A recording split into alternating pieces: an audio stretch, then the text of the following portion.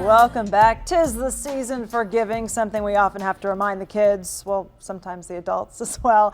Psychotherapist and author Chrisina Steinorth-Powell is here. Good morning to you. Good morning. You've got some advice on how we can all teach our kids that really the season's about giving. Yes, and so much of it starts with the parents. And I always tell my patients that you have to role model the behavior, because if you don't, you can't expect the apple to fall far from the tree.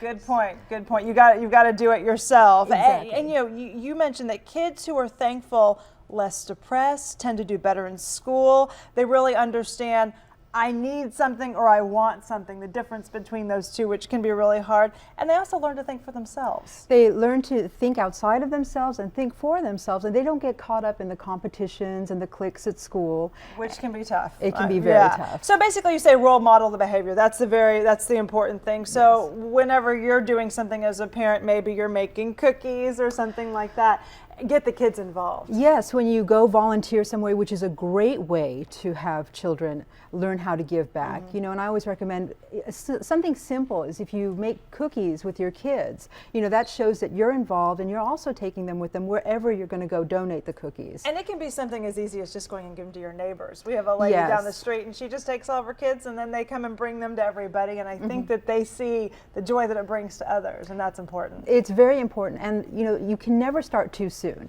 You know, even though kids from 3 to 6, they don't quite grasp the attitude of gratitude, as I like to call it. From 7 on up they do, but it's much easier to get it going if they see it sooner. So start early. North Texas Food Bank, you can go as a whole family and do things, you know, help with the donations and everything. You have a list, you have tons of different places that you can go and volunteer at right now. It's a good time of year, and you know, really you could do it all year round, which is a good thing.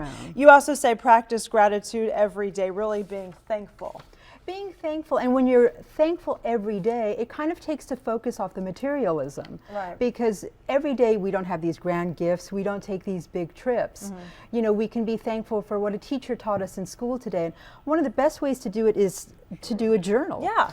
And have your children write down 3 things every day that they're thankful for. It helps them focus on the little things and actions rather than possessions. I'm sure giving them less is probably a good idea too. Giving them less is huge, because how can you value anything when you get too much of anything? And making handmade gifts for family and friends. You say something that's really nice too. It could be cookies, it could be something just as a simple card. Yeah, or you know those cookie jars where you put all the ingredients into one thing, and that also takes the focus of having to buy something expensive. And so many times those little handmade gifts mean so much more to people. Thank you notes. Make sure your kids are writing thank you notes too, huh? One of the best ways to teach thankfulness, and it's the gift that keeps on giving, because the person who gets that handmade thank you note will treasure it forever. Okay, your book's called Cue Cards for Life, and we want to let people know about that. Also, you've put together a list of volunteer opportunities, and we'll go ahead and post that on our website, myfoxdfw.com. Just look on the Good Day page and you should see it right there. Thank you very much. Thank you for Happy having holidays. me. Happy holidays. Good to have you.